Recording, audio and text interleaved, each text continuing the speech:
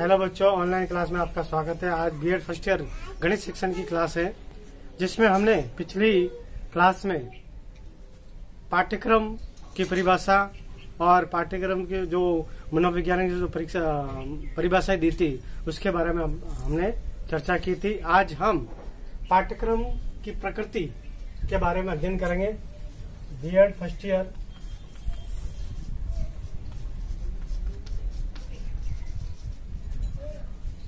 गणित शिक्षण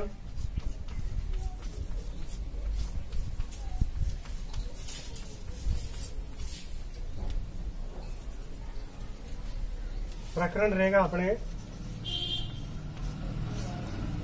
गणित की प्रकृति।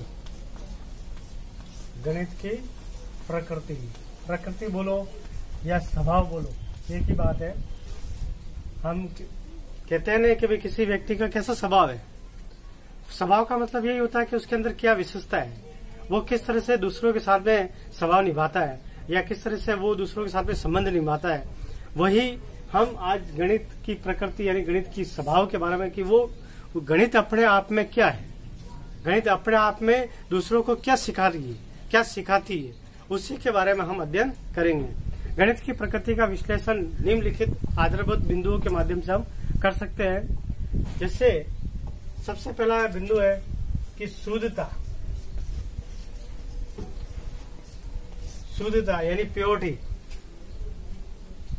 आपने देखा होगा कि दूसरे हम जो विषय पढ़ते हैं, गणित के अलावा दूसरे जो विषय पढ़ते हैं, उसमें कहीं न कहीं हम कुछ चीजों को अपनी तरफ से जोड़ सकते हैं। जैसे हमने महाराणा प्रताप के बारे में अगर हम लिखना चाहे तो महाराणा प्रताप के बारे में हम कुछ और चीजें भी जोड़ सकते हैं। और भी कुछ दूसरे बहुत सारे विषय वस्तु है जिसके अंदर हम बहुत सारी चीजों को जोड़ सकते हैं, अपने मन से उन लाइनों को जोड़ सकते हैं और हटा भी सकते हैं। लेकिन गणित एक ऐसा विषय है जिसमें आप ना तो जोड़ सकते हो और न ही घटा सकते हो। जो चीज है उसी को ही बताना है, यानी एकदम शुद्ध माना जाता है। गणित का सबसे महत्वपूर्ण आधार शुद्धता के प्रति उसकी प्रतिबद्धता है।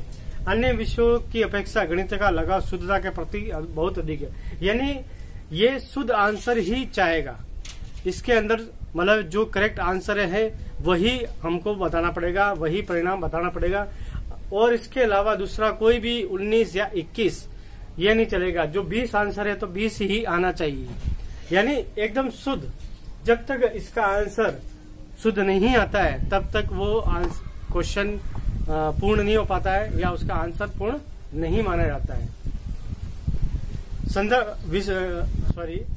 शुद्धता के प्रति प्रतिबद्धता शिक्षक व अन्य दोनों के व्यवहार में परिलक्षित होती है। छात्रों को जहां एक और अपने उत्तर को शुद्ध रूप में स्वीकार करने की मनी स्थिति बनानी पड़ती है। यानी जब तक गणित में उस सवाल का उत्तर नहीं आता है तब तक वो शिक्षार्थी हो चाहे शिक्षक हो उसके लिए वो बार बार कोशिश करता रहता है। उसके लिए बार बार उस सवाल को, उस प्रश्नों को हल करता रहता है जब तक कि उसका शुद्ध उत्तर नहीं आता, क्योंकि शुद्ध गणित की प्रकृति और गणित का स्वभाव यही कहता है कि आंसर शुद्ध आना चाहिए। अब दूसरा है मौलिकता।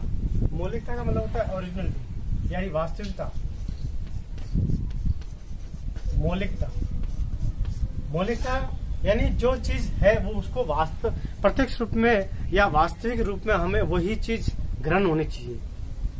अगर किसी प्रश्न का उत्तर अगर 1 आ रहा है तो 1 ही आना चाहिए, न कि 2 आना चाहिए। ठीक है, गणित में यही है कि अधिकांश विषयों की प्रकृति स्मृति केंद्रित होती है।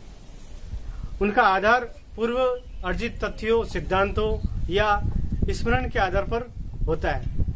मतलब है कि जैसे हम कोई अगर विषय वस्तु पढ़ रहे हैं या अध्ययन करवा रहे हैं या शिक्षण करवा रहे हैं, हम पुराने अनुभवों को, हम पुरानी चीजों को जोड़ते हुए बच्चों को बता सकते हैं। लेकिन गणित विषय में ऐसा नहीं है। गणित की स्थिति भिन्न है। यहाँ तथ्यों के पुनः स्मरण पर आधारित नहीं होता, वरन बोध केंद्रित और प्रयोग केंद्रित होता है। मतलब जो सवाल आपके सामने प्रस्तुत किया वही सवाल वहां से स्टार्ट होता है, वही विधि उसके लिए नहीं होगी। पुराना ज्ञान वहां पे कोई काम नहीं आएगा। ठीक है।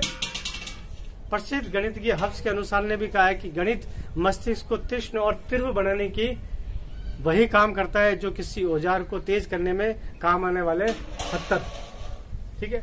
मतलब कि जितना आप अपना दिमाग यूज करोगे, जितना आप अपनी दिमाग की जो तीक्ष्णता के रूप में या तीव्रता के रूप में करोगे, उतना ही आपका दिमाग तेज होगा। जिस तरह से आप पत्थर पे अगर किसी औजार को घसते हो, तो औजार को जितनी बार घसोगे, जितनी बार उसको घर्षण करोगे, उतनी बार उसकी धार तेज होगी। अब इसके बाद में तीसरा है सरलता। सरलता यानी अगर मैं ये कहूं कि सबसे अगर विषय में सबसे देखें तो सबसे सरल विषय अगर है तो वो गणित विषय है। लेकिन गणित विषय को ही यानी सरल विषय को ही सबसे कठिन विषय माना गया है। वो इसलिए क्योंकि कहीं न कहीं शिक्षकों की गलती है। वो सवालों को इस तरह से बच्चों के सामने बताते हैं कि उनको हार्ड लगता है, यानी कठिन विधि से बताते हैं, जिससे उनके अंदर भय पैदा हो जाता है, भय बना रहता है कि ये सवाल नहीं आ पाता है और गणित से वो पीछे हटते हैं, गणित के सवालों से वो पीछे हो जाते हैं। तो पाठ्य वस्तु की सरलता की दृष्टि से यदि अवलोकन किया जाए तो यथार्थ रूप में गणित सबसे सरलतम विषय है। केवल 4 आधारभूत गणनाओं तक ही इसकी सारी मतलब कि पाठ्य वस्तु सीमित हो जाती है। आपने देखा होगा कि गणित के जो सवाल होते हैं ज्यादा से ज्यादा 1 पेज या 2 पेज या 1.5 पेज में हो जाता है। इनके सवाल को 3-3, 4-4 पेज के नहीं होते, बहुत सीमित होता है। जितना आपको जरूरत है, जितना एक सवाल मांगता है उसका जवाब, उतना ही आपको लिखना है, न कि आपको कोई जोड़ना है, ना कोई उसमें से घटाना है। क्योंकि गणित में सब स्टेप बाय स्टेप चलता है, सब स्टेप बाय स्टेप चलता है। बिल्कुल एक स्टेप भी अगर आप बीच में छोड़ देते हो तो आपका सवाल सॉल्व नहीं हो पाएगा। ये एकमात्र ऐसा विषय है जिसमें छात्रों को स्वयं वे सिद्धांतों का प्रयोग कर समस्या का समाधान करने का अवसर प्राप्त होता है। यानी अगर व्यक्ति गणित के सवालों को सीख जाए या गणित के सवालों को समझ जाए तो उसके लिए सबसे सरल विषय यही होगा। और आपने देखा भी होगा कि गणित के विषय को अगर जो सीखने वाला होता है उसके 90% ऊपर बनते हैं, 90 से ऊपर परसेंटेज बनते हैं। और जो गणित को नहीं समझ पाता है तो वो सीधा फेल होता है या 3rd डिवीजन बाय ग्रेस पास होता है। तो ये कहने का मतलब है कि अगर समझ गया तो गणित उसके लिए आसान है और नहीं समझा तो गणित उसके लिए हार्ड है। यदि वे केवल सरल से कठिन की ओर चलने का प्रयास कर ले तो अधिकांश गणित समस्याओं को हल करने में सक्षम हो जाएंगे। अब इसके बाद में परिणामों की निश्चितता। परिणामों की निश्चितता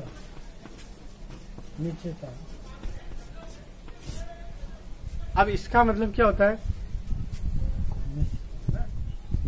यानी जो आप सवाल सॉल्व कर रहे हो और जिसका जो आंसर आना चाहिए तो वो उसका जो आंसर आएगा वो निश्चित वही आंसर आएगा। आप 19 या 20 नहीं कर सकते हो। अगर आपने महाराणा प्रताप के बारे में दूसरे विषय की बात करें अपन, तो दूसरे विषय में जैसे अपन मीराबाई के बारे में पढ़ रहे हैं और मीराबाई के जीवन परिचय के बारे में आपको लिखना है, तो आप कुछ न कुछ सूरदास की चीजों को डाल सकते हो या कबीरदास जी के जीवन परिचय को डाल सकते हो। उससे मिलता जुलता ही कुछ शब्द होते हैं। लेकिन अगर गणित में जो आपको आंसर निकालना है वही आंसर निकाल सकते हो। जैसे जिस प्रश्न का उत्तर अगर 20 आता है तो 20 ही निकलेगा, ना तो 19 चलेगा ना 21 चलेगा। यानी परिणाम एकदम निश्चित होता है। जब तक परिणाम निश्चित नहीं आता है तब तक आपको वो सवाल गलत वो सवाल गलत ही होगा। उस सवाल को जब तक हम उस परिणाम को निश्चित परिणाम को नहीं निकालते तब तक वो सवाल गलत माना जाता है। सामान्यतः अधिकांश विषय में निकाले गए परिणामों में एक रूपता नहीं होती है। मतलब गणित विषय के अलावा अगर सोचे दूसरे विषयों में तो सभी का परिणाम एक जैसा नहीं होता है। आप जैसे अगर गणित की कॉपी अगर किसी को चेक करवाई जाए या गणित के सवाल को किसी 4 टीचरों को चेक किया जाए तो शायद सभी का मूल्यांकन एक होगा। लेकिन सामाजिक ज्ञान का कोई 5 नंबर का प्रश्न अगर 4 टीचरों से चेक करवाया जाए तो सभी का मूल्यांकन अलग अलग होगा। क्योंकि सभी के जो जांच करने की कला होती है वो सबकी अलग अलग होती है। लेकिन गणित का जो एक होता है मेथड होता है वो निश्चित होता है, जिसका परिणाम निश्चित होता है। इसलिए जो चेक करने वाला होता है, जांच करता होता है, उसको पूरे में से पूरे नंबर देने ही होते हैं। ठीक है। सामान्यतः व्यक्ति जिस वस्तु को जिस प्रकार देखने की इच्छा करता है उसी रूप में थोड़ा अचेतन रूप से तोड़ मरोड़ देता है। यानी अगर हम दूसरे विषय की बात करें तो ताजमहल के बारे में उसने देखा तो ताजमहल के बारे में बहुत सारी चीजें लिख लेता है। कई बार ऐसा भी होता है कि वो मेहरानगढ़ के बारे में बातें जोड़ देता है या चित्तौड़गढ़ की बातें भी जोड़ देता है। लेकिन यहाँ पे जो सवाल है गणित में, उसमें कोई भी चीज आप नहीं जोड़ सकते हो। जो फॉर्मूला लगना है वही फॉर्मूला लगेगा और उस फॉर्मूले से ही आंसर निकलेगा। ठीक है, गणित इस प्रकृति से बचा हुआ है, बिल्कुल इस प्रकृति से बचा हुआ। इसके द्वारा निकाले गए परिणाम पूर्णतः वस्तुनिष्ठ होते हैं, जो आंसर होगा वही होगा। अब इसके बाद में परिणाम का सत्यापन, परिणामों का सत्यापन।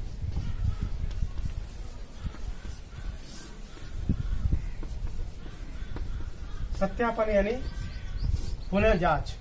हम दूसरे विषयों की अगर पुनः जांच करी जाए तो उसका मतलब जो रिजल्ट होता है, उसका जो परिणाम होता है 100% नहीं कह सकते। लेकिन अगर गणित विषय का अगर मूल्यांकन किया जाए या गणित विषय को हम पुनः जांच की जाए तो शायद सभी का आंसर वही निकलेगा और बार बार वही आंसर निकलेगा, जिसका हम क्या बोलते हैं, वस्तुनिष्ठता। यानी इसके अंदर, इस विषय के अंदर वस्तुनिष्ठता है। किसी भी विषय को तभी विज्ञान माना जाता है जबकि उसके द्वारा निकाले गए परिणाम समान परिस्थितियों में किसी भी द्वारा सत्यापित किया जा सके। यानी एक व्यक्ति, अगर मैंने अभी ये बात बताई कि आर्ट्स या कोई भी सब्जेक्ट ले लो गणित के अलावा, उसका अगर मूल्यांकन 4 टीचरों से करवाए तो शायद उसका रिजल्ट सभी का अलग अलग आएगा। लेकिन गणित विषय का अगर रिजल्ट चेक कराया जाए तो सभी का समान रूप से आएगा। यानी परिणामों का सत्यापन, यानी परिणाम जो आते हैं वो बिल्कुल सत्य होते हैं, और जो सत्य होते हैं वो 1 चेक करो या 2 करो या 1000 करो, उनका सबका आंसर एक ही निकलता है। ठीक है, उसके बाद में संक्षिप्तता। इसकी एक और खासियत है संक्षिप्तता। संक्षिप्तता यानी इस विषय में कोई लंबा चौड़ा बताने की जरूरत नहीं है, बहुत लंबा व्यापक रूप से बताने की जरूरत नहीं है, विस्तृत रूप से बताने की जरूरत नहीं है, गहन अध्ययन करने की भी जरूरत नहीं है। और यहाँ पे जैसे कहते हैं ना कि एक्स्ट्रा कोई चीज लिखने की जरूरत नहीं है।